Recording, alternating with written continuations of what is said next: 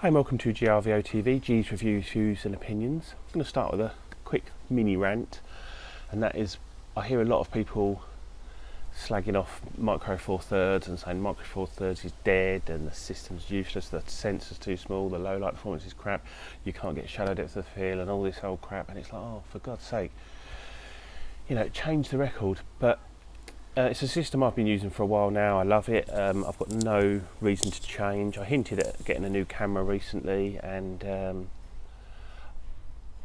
the only one that really piqued my interest was the Panasonic G9, but it's too expensive and it didn't give me enough over the G85 to make the switch. However, if one came up that was a decent price, good value, then I would go for it. That is the one I'd go for, and I have done. So I've got this is a picture taken with the G9 and a Olympus 45mm f1.8 lens. Excuse me. So not a particularly expensive lens by any stretch of the imagination. You can pick these lenses up for about £100, just over £100, something like that. And I compared this to another print that I've got, and this is on canvas as well. And I compared it to a print that I took with the Nikon D610, which is a full frame camera, and this, in my opinion, outperforms it in every way. So, you know, yes, a current Micro Four Thirds sensor might not quite match a current full frame sensor, but it's beating a full frame sensor from not that long ago, so I don't think there's an awful lot to complain about. And if you can't get shallow depth of field, and if you can't work around, some of these issues, then I don't know how good a photographer you really are. People moan about the low light performance, but compared to what has gone before, I've never had an issue with the low light performance. Yes, I know you can get better, but you have to pay a lot more money for it. So anyway, that's and I'm perfectly happy with that image. So let's just get out. So this is the little beastie, and I'll go through the kind of sort of negative points first, in that it is a bigger camera, and I know the whole point of Micro Four Thirds was small cameras and all that, but for me it's not so much about the camera body itself, it's about the small lenses, and the only way you can have those small lenses is by having that smaller sensor.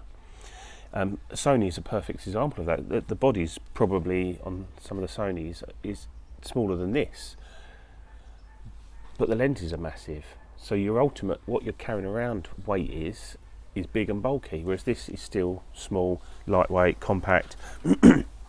My whole system fits in this little bag, and that's a 3 lens system, sometimes 4 lenses I can squeeze in, so that's, it works a treat. So it is a bigger, heavier camera, it's chunky, but something just attacked me, but in a good way. It feels really nice. It reminds me of the GH3 and GH4 that I had, in that it feels really comfortable in the hand. Everything sort of seems to sit where you want it. Little things like this selector switch for the autofocus, single continuous manual focus, is in the right place. The rear button autofocus, the AF on button, is in the right place. It's where it goes. It's a small then drift down to the thumbstick, and that thumbstick has actually got a really good function in that when you move the focusing point around, you press it and it recenters it, and it's little things like that I find really useful, and you don't often realise that when you're looking at a new camera. The dial's been switched over here, the main PASM dial, and underneath is your shooting mode, so single continuous mode, 6K, 4K photo mode, time lapse, and all that is on that bottom dial. That is a lockable, but it's a push button lockable, so you can lock it or you can just leave it unlocked, which is great. It gives you that choice.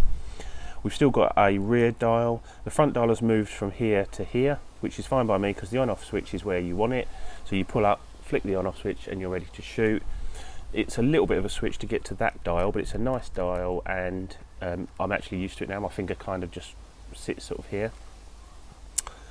Important for me, there's an ISO button here which has got a nodule on it, so you can actually feel straight away you're on the ISO button, press that, turn the dial, and you can change the ISO, nice and easy. I don't really use the white balance and the I use the exposure compensation one actually, but I don't use the white balance, so just those two I use.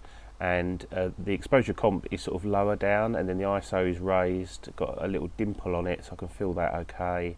And then the white balance is sort of the most bulbous one, which is great. Record button is a bit of an awkward stretch for your finger, but I think that's good because you don't want to knock that by mistake. And if you're in video mode, you can use the shutter releaser anyway, so that's great. Rear dial is lovely and clicky. We've got a screen on top now, which is really nice. I quite like it. It is quite useful when you've got the screen closed and you're just using the EVF. You can light the screen up just with a little a click of the button there, so that is lit. None of the buttons or anything are lit, but at least you can see all your settings on that little screen, little LCD screen. It's quite nice. Bit of a throwback to the old digital SLRs. We've got a lever there which you can assign to do whatever you want. I've got it to turn the touch screen on and off, the touch focusing thing, to move the focusing point around using the thumb on the actual touch screen. I've got that set on there. And you've got a couple of buttons here as well, which again you can assign them to whatever you want, shooting modes. It's, you know, there's tons of stuff you can assign to these buttons. Plenty of function buttons. You've got a control wheel, and it's a directional pad and a press button. You've got the usual array of Panasonic buttons. They're all customizable. You can set it up pretty much how you want. You've got the flippy out screen, which I love. That's really great. Also, you've got soft function buttons on here, so you can hit a little screen there and it comes up with other function buttons. I've got like the HDR, like the high resolution mode on there, my Wi-Fi mode on there and things like that. Which is really nice. The screen is lovely, it's bright, it's clear, it's great for manually focusing with the peaking and that, and obviously you can get zebras and stuff like that, which is nice for video, so you can see when your highlights are blown out, things like that. It's great. You can have your mic screen, like the little mic indicators on there, left and right channels, which is nice. 2 card slots, both US2 compatible, UHS2 compatible. I'm only using UHS1 cards. They're good cards I use. SanDisk Extreme 90 megabits per second. They're so I have 2 of those. So I have this camera writing RAW and JPEG, full fine JPEGs to both cards at the same time. So the performance I get out of this is probably shooting performance and buffering performance is probably the hardest it works, because raw and fine to both cards, that's like the maximum resolution you can get, and it actually shoots fine. I mean, I'll do a quick, this is the slow mode that I have it set in, and let's just check my settings roughly. Yeah, that's okay. That's slow, very quiet shutter.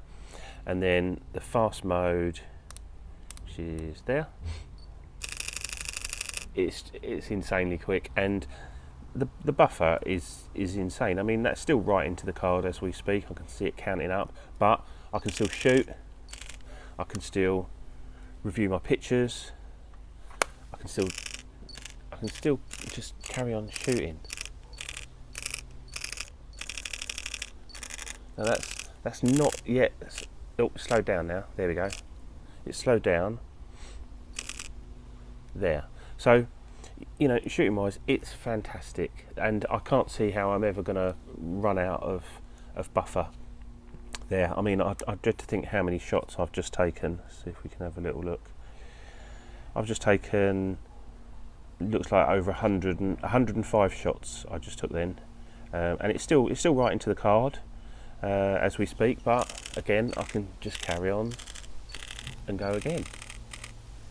You know, so shooting speed is absolutely fine, and obviously if you wanted it to buffer quicker and shoot a bit quicker, you could just have it shooting to one card, have a RAW plus a lower res JPEG might make a difference. You can play around, you know, if you just shot JPEGs for instance, I don't think the buffer would ever run out. I think it would just keep going until your cards were full. So that is fantastic. Obviously you've got the 4K photo mode, the 6K photo mode, you've got the high resolution mode where it stacks an image, I've taken a few shots of that, and it's stunning. It's limited use. It's for static, possibly property, product shooting, things like that. Obviously, everything's got to be dead still in it. Ports wise, we've got the mic jack has been moved back to where it should be, so it doesn't interfere with the screen, which is nice. The same as it was on the G7. They moved it on the J85. I don't know why. And we've got a headphone jack just below it. You've got a full-size HDMI, and then we've got a charging port as well with one of those funny shaped things, but you can just put a normal, like, I don't know what that's called, a mini or micro USB in just one side of this port, and you can charge the battery whilst it's in the camera, so you don't have to take the battery out, put it in a cage, just plug it in, charge, brilliant. And the battery is bigger. It's bigger than the one in the G85 and the G7 and that series, so battery life is actually improved over the G85. It's obviously working harder because there's a lot more to do. Okay, this came in as a kit with the 12 to 60 like kit lens, the standard one, the 3.5 to 5.6. Great little lens, great zoom range. So that's like an equivalent of a 24 to 120. If you was going for a single lens setup, that would be a great little lens to have. Just the 12 to 60 would cover most situations. I'd still add in a fast prime to that, at least a 25 1.8 or something like that, or the 45 1.8 from Olympus. I've got this with the 12 to 35 2.8. The image stabilization with this lens, because it's dual IS, is absolutely fantastic. It works beautifully. You can shoot. I mean, I took a shot of a dog at an equivalent of 300 millimeters, so I should have been shooting at least 1/300th of a second, and it was not bad light, but it was okay. And I think I shot it at 1/20th of a second at 300 millimeters, and it's absolutely pin sharp in focus. It's perfect. And to be able to handhold a 300mm lens at that kind of speed makes it so versatile. It's brilliant. That's that. No built-in flash, but we obviously got a hot shoe. And then comes one of the surprises for me, which is the best thing about this camera, and it's when you put it up to your eye. The viewfinder is the biggest I've seen on any camera, bar none. It's fantastic, and it's great for when you're shooting video as well, because obviously when you shoot video, you lose the top and the bottom, but you get this lovely big widescreen, and then all your information is top and bottom, whereas in normal mode you have the information overlaid on the screen, but it's all around the edge, and it just works absolutely beautifully. You can change the size, so if you need a bit of eye relief and you've got glasses, you can reduce the size. There's 3 modes in the viewfinder, so again, it's adaptable for how you want it, but it's just beautiful, crisp, clear. I mean, it's just like, ergonomics wise, it's absolutely fantastic. Something to get used to. It's got a hair trigger on the shutter. It really is a hair trigger. It's like a light touch to half press, and then a slightly less light touch to take the photo. So you can, when you first get it, you find you're just picking the camera up and you're taking photos. Like, oh, okay. But you very quickly get used to that. I have now. There is a remote socket on this side. I just forgot to mention. There's a little remote that goes in there, which is nice, and you've got the flash sync port on the front as well. So this would be good for a bit of studio work. So that's great. Image quality, 20 megapixel sensor. It's fantastic. It's a step up from the G85. I was perfectly happy with what I was getting out of the G85, so I'm perfectly happy with this. I shoot in RAW now, and I'm finding the dynamic range is quite noticeably better than the G85. The low light performance, not a great deal in it. It's still absolutely fine. You need to be careful when you're shooting above, sort of when you push into 3200 ISO, you just need to be careful of what you're doing and consider how you want your shots to look. Certainly it's no low light beast, but for me it's absolutely fine. I've got no issues with it. I'll put up some pictures I've been taking recently with this camera, and so I'm perfectly happy with all of them. Autofocus is phenomenal. I haven't nailed the autofocus continuous in video yet, but it's much more adjustable than in the G85. I had that set at -2 speed, I think it was, and it worked perfectly for me. I wouldn't say it's flawless, but it worked absolutely fine for me. This, I haven't quite got it right yet. I'm still sort of tweaking because there's a lot more to tweak, but I'm getting very close to where I'm sort of going to be yet. Just put it on that setting and leave it, and then maybe have a separate setting for real fast-paced stuff, something like that. But so far, I'm really happy with it. It's absolutely great. Obviously, the video quality is phenomenal. The 6K photo modes and all that, they're quite useful. If you really got fast-moving subject that you need to capture that moment, you just, you know, you can pull out. I think it's like 18 megapixel stills from the video. It's insane. It's insane what this can do.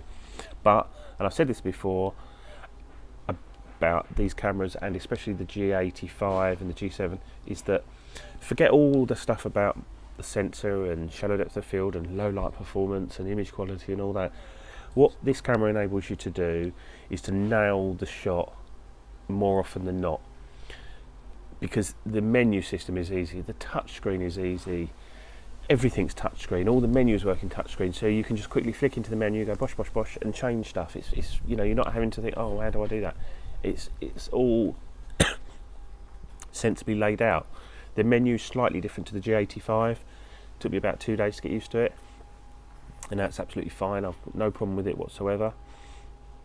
And it just, for a camera that to capture the moment, it is phenomenal. It will do that, and you won't just get one shot and like a load of out of focus shots. You'll get, you know, loads of pictures to choose from. So if you've got someone moving, and like when I'm taking portraits, especially of dogs, when you take a picture of a dog, it's like, yeah, that's fine. When you take a series, what you notice is their eyes change, and you might get one with just slightly closed eyes and one with, you know, much wider, brightened eyes, and it makes a hell of a difference to the final shot. And you can just go, bump, bump, that's the one, and choose that photo. It's fantastic. So I can't recommend it highly enough. I do think it was overpriced when it came out. I got this with a 12-60 lens for around about £1,000, which to me was like the maximum I would pay for a camera at the moment. And I've sold the lens, so the camera's actually cost me about 950 quid. So I'm happy to pay that. I've sold the G85 that's put money towards it. So, you know, it hasn't been a major expense to me. It's a nice upgrade, and I can see me sticking with this for quite some time now. So anyway, I hope you enjoyed the pictures as I've shown you them, and any questions or comments, leave them below. The only thing I would say about comments, I know this sounds negative, but I don't want people telling me what I should and shouldn't get. And people keep on at me about getting Fuji cameras, and I'm like, I've done it. I've had Fuji cameras. I've had 3 Fuji cameras now, and they've all been flawed, majorly flawed. And yes, you can get lovely photos out of them. You can out of most cameras, to be honest. But they've all been flawed and make me not want to use them. So I don't want people saying, oh yeah, but the Sony A7 Mark III will give you better image quality. Well, of course it will. It costs about, you know, that camera with these 3 lenses would probably cost you 9-8 grand. So why wouldn't you get better image quality? I mean, obviously you would, but, and I do try and get this across to people, is if you're perfectly happy with the images, and if you give your images to other people and they go, wow, that's fantastic, you know, do you need any more than that? Is what I'm trying to get at. But I do appreciate that there are better cameras out there for certain things, but as an all-round camera for me, this is the best one at the moment. So there you go. Anyway, another mini rant. 2 rants in one video. Anyway, so this has been GRVO TV, G's Reviews and Opinions. I will do a couple of follow-up videos on this once I've used it a bit more, but you know, I struggle to say anything negative about this camera. I don't care on the brand. I don't care whether this is a Panasonic, a Nikon, Canon, Samsung, Sony, whatever. I don't care what it is. It's just this particular camera works brilliant for me. I absolutely love it. Anyway, see you soon. Bye.